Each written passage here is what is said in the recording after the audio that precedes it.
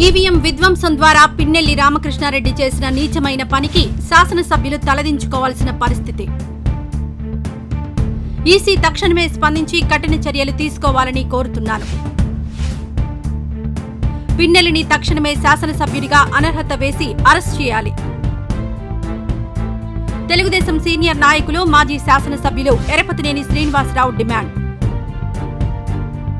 Pinnelli Ramakrishna Reddy EVM పగలగొట్టి బయటకు రాగానే నిలదీసిన మహిళను నీచాతినీచంగా తిడుతూ బెదిరింపులకు దిగడంపైన కూడా కేసు నమోదు చేయాలి.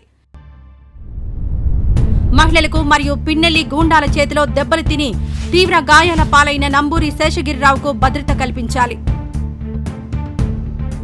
మాచర్ల నియోజకవర్గంలో పిన్నెల్లి చేసే అరాచకత్వాన్ని, రౌడీ రాజ్యాన్ని ఈ రోజు దేశమంతా చూసింది. ప్రజాస్వామ్య వ్యవస్థను సిగ్గుపడేలా చేసిన పిన్నెల్లిని తక్షణమే అరెస్ట్ చేసి ఆంధ్ర రాష్ట్రం నుండి బహిష్కరించాలని కోరుతున్నాను.